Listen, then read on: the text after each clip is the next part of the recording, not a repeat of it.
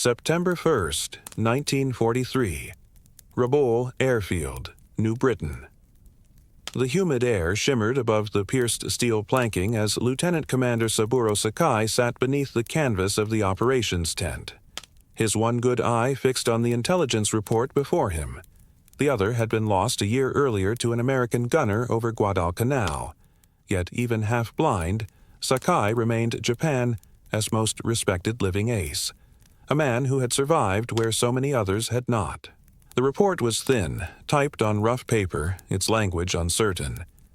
A new American fighter, it read, designation F6F, known as Hellcat, heavy, overpowered, unproven. Sakai laughed, a low, genuine laugh that rippled through the tent. Another American monster, he said, tapping the page. They still believe strength lies in steel and horsepower, not in spirit. Outside, his pilots prepared for morning patrol. 20 Zeros stood in perfect symmetry, their white cowlings gleaming in the early sun, cherry-red Hinamaru circles bright against the pale wings. They looked weightless, beautiful, predatory. For nearly 2 years, these aircraft had ruled the skies of the Pacific. To the Japanese Navy, the Zero was not merely a machine.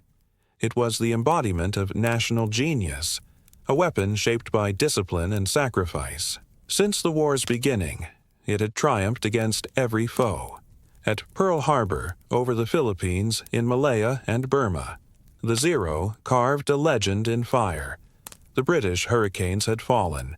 The American P-40s had burned. Even the rugged Australian Buffalo fighters were little more than target practice. To men like Sakai, it was unthinkable that any foreign power could produce a rival. The Americans, he believed, built fighters the way they built their automobiles. Heavy, over-engineered, lacking grace. The Hellcat, this overweight, untested brute, would be no different. But history and mathematics were already conspiring to prove him wrong. In exactly 30 days, the aircraft he mocked would begin a campaign of destruction that would end Japanese air superiority forever. The F6F Hellcat would achieve a kill ratio of 19-1, destroying over 5,000 enemy aircraft while losing only a few hundred of its own. It would transform naval warfare and redefine what it meant to rule the sky. For now, though, Rabaul still belonged to Japan. The air was alive with confidence. The Imperial Navy believed in its arithmetic of invincibility. Since December 7, 1941, every campaign had confirmed it. Pearl Harbor, 29 aircraft lost for 347 destroyed. The Philippines, 7 losses against 103. Darwin, the Dutch East Indies, the South Pacific, the numbers formed a pattern that looked unbreakable. The secret lay in the Zero itself, a masterpiece of design. When American engineers tested a captured one in 1942, they could scarcely believe what they found. A fighter that could turn tighter than anything in existence, outclimb its opponents, and fly twice the range of its rivals. It seemed to defy physics. The Zero's designer, Jiro Horikoshi, had built it on a simple but dangerous idea: victory through lightness. Every ounce was stripped away in service of agility. No armor protected the pilot. No self-sealing tanks guarded against bullets. Even radios were sometimes removed to save weight. The aircraft S-skin, a secret alloy called extra super duralumin, was so thin it could be pierced with a screwdriver. But in return, the Zero could outmaneuver anything that flew. Warrant Officer Hiroyoshi Nishizawa, Japan's future ace of aces, once wrote, "Flying the Zero is like wearing wings. It moves with your thoughts." To him, American planes felt like trucks, clumsy machines of metal and brute force. The Zero, by contrast, was art. When intelligence first reported the existence of the Hellcat, men like Captain Minoru Genda, architect of the Pearl Harbor attack, dismissed it outright. The report suggested an aircraft twice as heavy as the Zero, built around a massive radial engine, clad in armor, burdened with self-sealing fuel tanks and thick bulletproof glass. "This is not a fighter," Genda scoffed. "It is a flying fortress in miniature. The Americans have learned nothing." He had reason to believe the mathematics were on his side. The Zero's light-wing loading allowed it to turn inside any opponent. The Hellcat, with its greater weight, should have been hopeless in a turning fight, the cornerstone of Japanese aerial tactics. In theory, it could never compete. Yet theories are written in comfort. Wars are fought in chaos. September 30th, 1943. Marcus Island. Petty Officer Yoshio Fukui climbed into the morning haze at the edge of the Pacific. His mission was routine: escort a reconnaissance plane, watch for American bombers, return before dusk. But what he saw on the horizon that day would shatter every Japanese assumption. 6 dark blue aircraft, sunlight glinting off their broad wings, approached from the southeast. At first he thought they were medium bombers, perhaps B-25s. Then they turned. Not bombers, fighters, enormous fighters. He banked to intercept. The strangers held formation, unafraid. When Fukui dove to attack, they did not scatter or climb away. Instead, one broke from the group and went vertical, straight up into the sky. No aircraft that heavy should have been able to do that. The Zero followed, engine straining, its speed bleeding away. The American fighter hung motionless at the top of its climb, then pivoted sharply, nose dropping like a hawk stooping on its prey. Fukui saw the muzzle flashes before he heard the sound. 6 streams of tracers cutting through the air. He felt the impacts shudder through the frame. 17 holes, 3 seconds of fire. Somehow he lived, spinning earthward, trailing smoke. His wingman did not. When Fukui's crippled Zero touched down at Marcus Island, the ground crew counted the damage in disbelief. The bullets had torn through fuselage, wing, and tail, yet the aircraft had somehow held together. His report was brief. First encounter with new American fighter, F6F type, heavy firepower, unusual climbing ability, engages vertically. It was the first recorded combat between a Zero and a Hellcat. The result was clear. The era of the light fighter had begun to end. In Washington, engineers and tacticians would later describe that battle as proof of concept, the first demonstration that the Hellcat S-weight was not a flaw, but its greatest weapon. The aircraft's 2,000 horsepower Pratt & Whitney engine could lift it where the Zero could not follow. Its thick armor could endure hits that would have turned a Japanese pilot to fire, and its guns, 6 Browning .50 caliber machine guns, gave it a killing reach unmatched in the Pacific. But for now, on that September morning, none of that mattered to Fukui or his comrades. What mattered was the new emotion the encounter had brought into Japanese skies: doubt. At Rabaul, Sakai listened to the first reports with a frown. He did not dismiss them this time. A fighter that could climb like a Zero, dive faster than a Zero, and survive hits that would shred a Zero, such a thing should not exist. Yet the reports were consistent. The Hellcat, they said, did not play by the rules of air combat as the Japanese understood them. It refused the dance of turning duels. It attacked from above, struck once, and vanished. For the first time in 2 years of war, the men of the Imperial Navy began to wonder if their mathematics, their sacred formulas of speed, turn rate, and pilot skill, had lost meaning. In the months to come, the question would answer itself in fire. High above the Pacific, the sky shimmered in a deep, endless blue. The war had shifted in tone, no longer a desperate scramble for survival, but a relentless offensive. By mid-1943, the tide was beginning to turn, and the instrument of that change bore the name Hellcat. The F6F took flight in every corner of the Pacific, from the Solomons to the Marshalls, from the coral airstrips of Tarawa to the rolling decks of carriers like Enterprise and Yorktown. For the men who flew it, the Hellcat was more than a machine. It was deliverance. When Lieutenant Alex Vraciu first climbed into his new fighter, he found a cockpit that felt almost forgiving.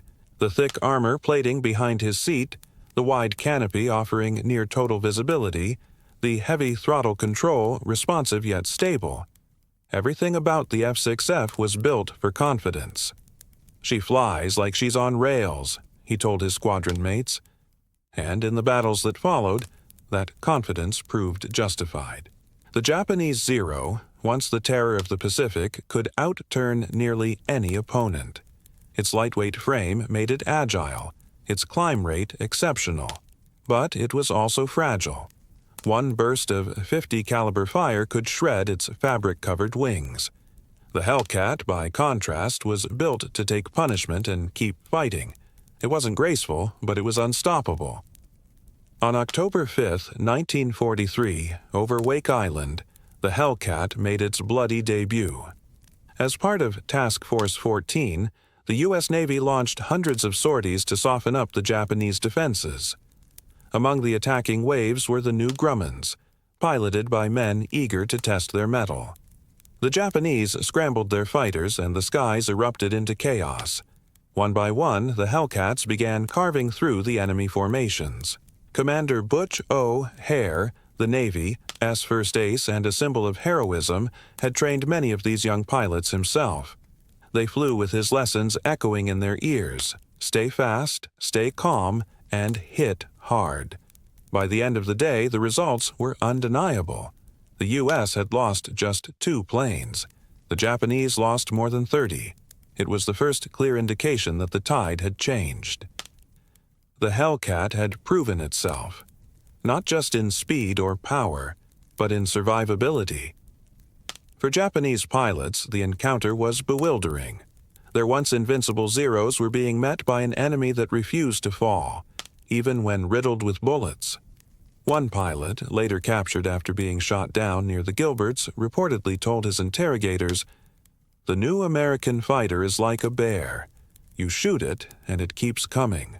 The engineers back at Grumman took pride in such descriptions. They had built the Hellcat with exactly that philosophy. A flying fortress that could absorb damage and still deliver victory. During testing, Grumman's mechanics joked that the only thing tougher than a Hellcat was the ground itself. But behind every statistic and sortie was a pilot. Young, nervous, determined. Many had never seen combat before stepping into the cockpit. The Pacific was their first taste of war, and the Hellcat their only shield against it. Over the Marshall Islands in early 1944, one of those pilots was Ensign David McCampbell. His squadron, VF-15, was known as the Fabled 15. Their mission, escort bombers and clear the skies of enemy resistance. McCampbell, calm and methodical, soon discovered that the Hellcat's greatest advantage lay not only in its speed or guns, but in its forgiveness. He later said, "She saved me more times than I can count. You could push her past the edge, and she'd pull you back." During one engagement near Truk Lagoon, McCampbell's wingman was hit and trailing smoke. The two turned for home, pursued by Zeros diving from above. McCampbell rolled inverted, dropped speed, and waited. The Hellcat responded instantly, steady and obedient. As the Zeros overshot, he pulled the trigger. Twin streams of tracers lanced out. 2 Zeros fell within seconds. Moments later, his own engine began to stutter. Fuel lines damaged, oil pressure dropping.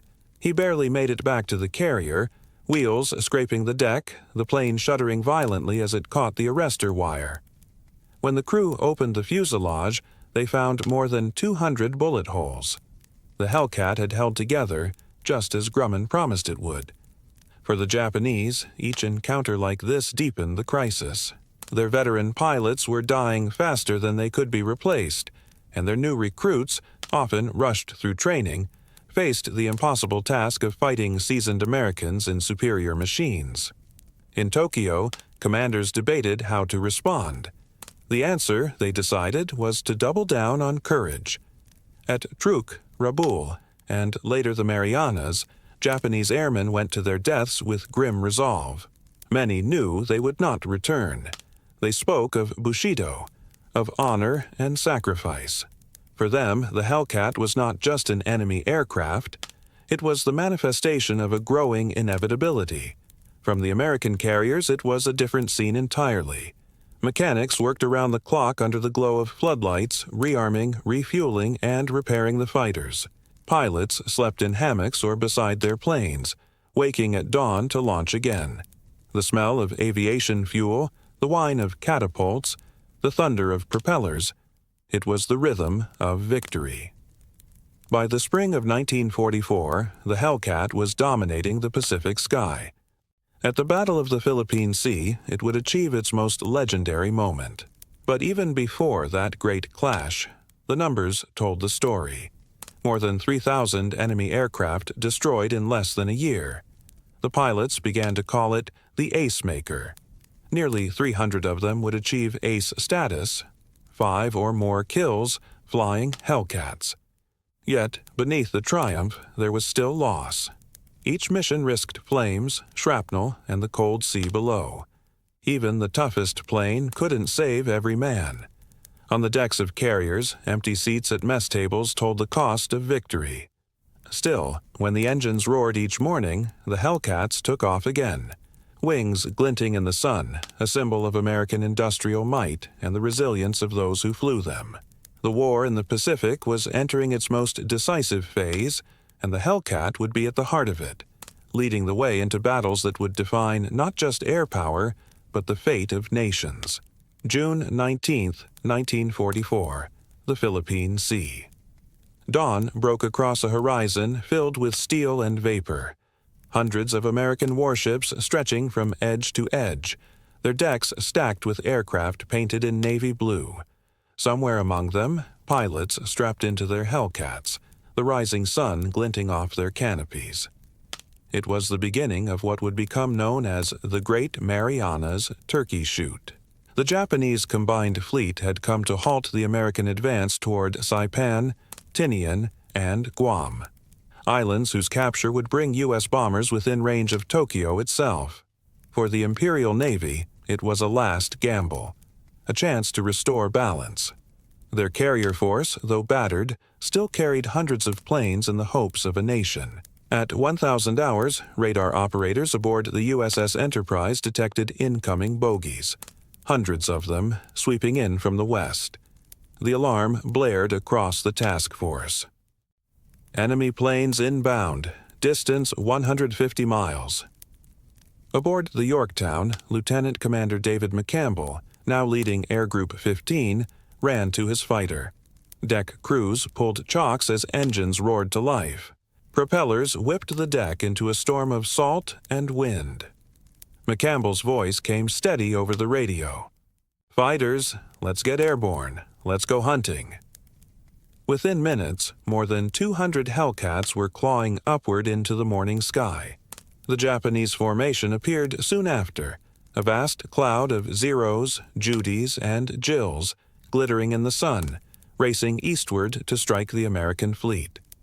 What followed was chaos. Hellcats dove headlong into the enemy formation, guns blazing. The air filled with tracers, smoke trails, and the spinning wreckage of burning aircraft. Pilots shouted terse warnings and kill confirmations over the radio. 2 on my tail, braking left. Splash 10. Watch your high 6. The Japanese pilots fought bravely, but their disadvantage was stark. Many had less than 100 hours of training. They lacked the veteran instincts that had once defined the Imperial Navy's elite. Against the Hellcats' armor, speed, and firepower, their attacks fell apart. McCampbell alone shot down 7 enemy planes that day, and he wasn't the only one. By sunset, the Americans had destroyed nearly 300 Japanese aircraft for the loss of just 29 of their own. The sea below was littered with wreckage, the silent burning remains of Japan's once feared air arm. A naval officer aboard the carrier Lexington wrote later, "It wasn't a battle, it was an extermination." From his observation post, Admiral Mark Mitcher watched through binoculars as the final waves of Hellcats returned to the fleet, fuel tanks near empty, guns smoking. He turned to his staff and said quietly, "Gentlemen, this is the end of Japanese naval aviation." He was right. The Battle of the Philippine Sea shattered Japan's ability to fight in the air. More than 600 of their planes were lost in 2 days, many of them to the Hellcat. The ratio of kills to losses, 19-1, became the stuff of legend. And yet, amid the triumph, there was little celebration. The pilots were too exhausted, too aware of what they had seen. When they climbed from their cockpits, hands shaking, faces streaked with sweat and oil, they knew they had witnessed the breaking of an empire. For the Japanese survivors, the battle was a nightmare of helplessness. Veteran pilot Lieutenant Kiyoshi Nagai, one of the few to make it back to his carrier, later recalled, "They came out of the sun, and they kept coming. You could not escape. You could not fight. The Hellcat was everywhere." In Tokyo, the news was softened before reaching the public. Official broadcasts spoke of a hard-fought battle and honorable losses. But inside the Navy Ministry, the truth was unavoidable. Japan's air power had been annihilated. The Americans pressed on. From Saipan, B-29 bombers soon began to strike the Japanese homeland, and in their wake, the Hellcats roamed freely across the Pacific, clearing skies, escorting bombers, and hunting down the remnants of the Imperial Air Service. In the months that followed, the Hellcat's legend only grew. The pilots of VF-27, Cat S.I.'s squadron, painted toothy grins on their cowls and dove fearlessly into battle. Lieutenant Ira Kepford, one of their aces, became a household name back home, his smiling face printed in newspapers beside headlines proclaiming, "Another Hellcat ace. Scores again." But the pilots themselves knew the price of such headlines. Behind every kill was a man, another human being, another life consumed by the machinery of war. Sometimes, after landing, they would sit in silence beside their planes, staring at the empty ocean. The adrenaline would fade, replaced by the quiet weight of what had been done. Still, the war demanded momentum. There was always another sortie, another island, another mission. At Leyte Gulf in October 1944, the Hellcats returned to the fight once more. This time, not just against aircraft, but ships. They strafed destroyers, dive-bombed cruisers, and crippled carriers. American naval power had reached its zenith, and the Hellcat was its spear point. Aboard Japanese carriers, young airmen now prepared for something new, desperate, suicidal tactics that would become known as kamikaze. They watched the skies filled with Hellcats and knew they could not match them. Their commanders told them their bodies were the last weapons left. The contrast could not have been greater. For the Americans, technology and industry. For the Japanese, sacrifice and despair. And between them, the endless Pacific, a graveyard for both courage and innocence. The Hellcat had become more than a machine of war. It was a symbol of inevitability, of the industrial might that could turn raw aluminum and oil into victory.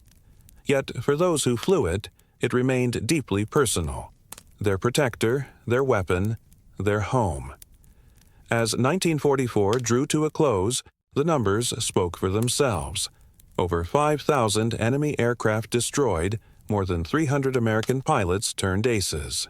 The Hellcat had achieved what no other fighter had, near total dominance in one of the most brutal aerial wars ever fought. But the Pacific still burned. The final chapter had yet to be written. Okinawa, Iwo Jima, and the looming shadow of Japan itself. And through it all, the Hellcat would keep flying. Blue wings against a red sun. The winter of 1944 bled into the spring of 1945, and the Pacific grew darker. The battles had moved closer to Japan itself, Iwo Jima, Okinawa, islands that would bring American bombers within sight of the homeland. For the men flying the Hellcat, the war had entered its most relentless stage. The skies were filled not only with enemy planes, but with ghosts. By this time, the Imperial Japanese Navy's air power was shattered.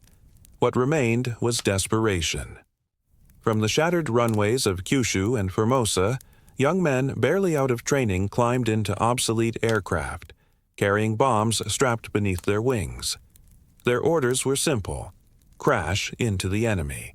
They were called Tokotai, Special Attack Units. The world would remember them by another name, kamikaze. For the Hellcat pilots, intercepting these suicide attacks was a grim duty. Radar would detect incoming formations, and the squadrons would scramble, engines screaming, to meet them before they reached the fleet. In the pale morning light over Okinawa, the sky became a deadly theater of intersecting contrails. Kamikazes dove in flaming arcs, pursued by Hellcats spitting tracer fire. Some were destroyed mid-air. Others pressed on, streaming smoke, only to vanish in explosions against the hulls of destroyers below. Lieutenant J.G. John Jack Quinn of VF-83 described it later. They didn't flinch. You could see them coming straight at you, engine roaring, eyes fixed. You hit them again, and still they came. You never forgot that look. The Hellcat pilots faced a terrible paradox. They were fighting men who no longer intended to survive. It made every interception feel both necessary and tragic. Below, on the decks of the American fleet, the sailors watched the sky in silence. They cheered every Hellcat that brought down an attacker, and fell quiet each time one broke through. By the end of the Okinawa campaign, more than 30 ships had been sunk, and hundreds damaged. The kamikazes inflicted real pain, but they could not change the course of the war. Through it all, the Hellcat endured, sturdy, reliable, and mercilessly effective. Its pilots adapted quickly, forming rotating air patrols that created an impenetrable shield around the fleet. The combination of radar guidance and the Hellcat's rugged dependability turned what could have been slaughter into survival. The battles above Okinawa stretched on for weeks. Pilots flew 4, sometimes 5 sorties a day. Exhaustion set in, but the mission never stopped. The air smelled of sweat, cordite, and burned oil. Each landing brought a mix of relief and dread, because they knew, within the hour, they'd be sent back into the sky again. Captain David McCampbell, now the Navy ES top ace, had become a living legend by this time. His calm leadership and lethal skill were almost mythic. Yet even he admitted the toll. "You start counting faces," he said in an interview years later. "Every mission, someone doesn't come back. You just stop asking who." For the Japanese, the airfields became scenes of ritual and farewell. Pilots were given white scarves and cups of sake before boarding their aircraft. Ground crews bowed deeply as engines started. Mothers sent letters that would never be read. It was the final act of a war that had already consumed a generation. In one surviving diary, a young pilot wrote on the morning of his mission, "I am not afraid to die, but I wish I could have seen the cherry blossoms one more time." He took off from Kanoya Airfield and was never seen again. When his flight was intercepted over Okinawa, it was a Hellcat that met him, flown by Ensign Robert Bob Stone. Years later, Stone recalled watching the small Zero descending toward the sea, smoke trailing behind it. "He never tried to bail out," he said softly. "He just kept flying straight. I still think about him." Such moments, brief, human, unrecorded, formed the quiet heartbeat of the Pacific War. By May 1945, Japan's air defenses were broken. American bombers roamed freely over the home islands, burning cities night after night. The Hellcat now flew escort missions for B-29s, sweeping aside what few interceptors remained. Each sortie felt less like combat and more like aftermath. The skies were empty, the resistance scattered. The pilots who had once fought tooth and nail now found themselves flying through silence. For some, it was a relief. For others, it left an emptiness that would take years to fill. The war's final months were defined not by dogfights, but by endurance. Heat, fatigue, and isolation gnawed at the men aboard carriers. Letters from home spoke of peace approaching, of Europe already liberated, of the world waiting to exhale. But in the Pacific, the killing continued. Then came the news that would change everything. Hiroshima, Nagasaki, the atomic bomb. When Japan surrendered on August 15, 1945, The pilots of the Hellcat stood on their carrier decks and listened to the radio broadcast in stunned silence. The voice of Emperor Hirohito, calm and distant, spoke of enduring the unendurable. Some of the American flyers wept, others stared at the horizon. The war that had defined their youth was over. In the months that followed, the Hellcats began to disappear from the decks they had once ruled. Their engines fell silent, their wings folded for the last time. Some were scrapped, others sold or sent to training units. A few found second lives in foreign air forces. Yet, for those who had flown them, the bond never faded. The Hellcat had carried them through the most brutal skies on Earth and brought most of them home. Across the Pacific, in a shattered Japan, former adversaries began to rebuild. Pilots who once faced each other in the clouds now walked the same airfields as allies. The war had ended, but the memory of that machine, the F6F, lingered like the echo of its engine across the ocean. The Hellcat's kill ratio, almost 19-1, remains one of the most astonishing records in aviation history. But for those who lived through it, the numbers mattered less than the lives intertwined within them. Courage and loss on both sides of the sky. In the end, the Hellcat was more than a fighter. It was a testament to human ingenuity, and to the tragedy that ingenuity so often serves. And as the Pacific grew calm again, its deep blue waters reflected not only victory, but memory. The Pacific War ended not with a final battle, but with silence. After years of thunder and fire, the sea lay still once more. Across the carriers anchored in Tokyo Bay, pilots walked the decks in disbelief. The same men who had once braced for dawn alerts now watched the sun rise in peace. The Hellcat stood quietly beside them, wings folded, oil still warm from its last patrol. It had done its duty. When the formal surrender took place aboard the USS Missouri on September 2, 1945, hundreds of Hellcats circled above the bay, not as instruments of war, but as sentinels of a new peace.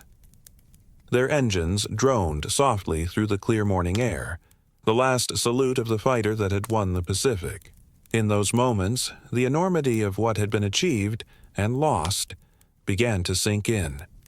The F6F Hellcat had flown over every major engagement from 1943 to 1945, destroying more than 5,000 enemy aircraft.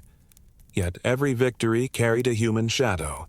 Friends who never returned, names carved into bulkheads or whispered in quiet remembrance. For the pilots, peace brought relief, but also disorientation. The war had defined their lives. Now they were asked to simply go home. Many did. They returned to small towns, to farms, to schools. They married, found work, raised children. Some spoke often of their time in the Pacific, others never spoke of it at all. But every one of them carried the same sound in memory, the deep, steady growl of the Pratt & Whitney R2800 engine, echoing like a heartbeat. Lieutenant Commander Alex Vratsiu, one of the top aces with 19 aerial victories, later said, "The Hellcat never let me down. She got me home when she shouldn't have. I owe her everything." He wasn't alone. David McCampbell, now celebrated as America's top Navy ace with 34 kills, returned home to parades and speeches. Yet when asked about his greatest memory, he didn't mention the medals or the headlines. "It's the landings I remember," he said quietly. That moment when the deck rose up and you knew you'd made it back. In Japan, the surviving pilots of the Imperial Navy faced a different kind of reckoning. Their homeland lay in ruins, their cities burned, their comrades gone. Yet some found solace in knowing they had fought with honor. Former Zero pilot Saburō Sakai, who had survived dozens of dogfights and lost an eye in combat, later met several of his American counterparts. Among them were Hellcat veterans. They shook hands, spoke through translators, and discovered something profound: that courage and loss speak the same language. Sakai said afterward, "In the sky, we were enemies. On the ground, we were the same." It was a sentiment shared by many. In the post-war years, the Hellcat became a symbol, not just of victory, but of a generation that had endured. Museums displayed its thick armor and massive engine as testaments to American engineering, but also to resilience. Children climbed into restored cockpits, unaware that men barely older than they once fought for their lives inside them. In Grumman's factory on Long Island, workers who had built the Hellcat returned to civilian life, proud but haunted. Some had lost sons, brothers, or husbands to the very machines they helped create. Yet they spoke of the Hellcat with affection. The Iron Works' finest bird, they called it. The nickname Grumman Iron Works had always carried a touch of pride. The company's planes were known for their durability, for bringing pilots home even when riddled with bullets. The Hellcat embodied that ethos more than any other. Its designers had never sought elegance. They sought survival, and they achieved it. By the 1950s, newer jet aircraft began to dominate the skies, sleek, supersonic shapes that made propeller fighters seem ancient. Yet the Hellcat refused to vanish completely. It found new life in training squadrons, on film sets, and even in racing circuits. Some were sold to private collectors, their blue paint replaced by polished silver. But the stories, the real stories, remained in the memories of those who had flown them.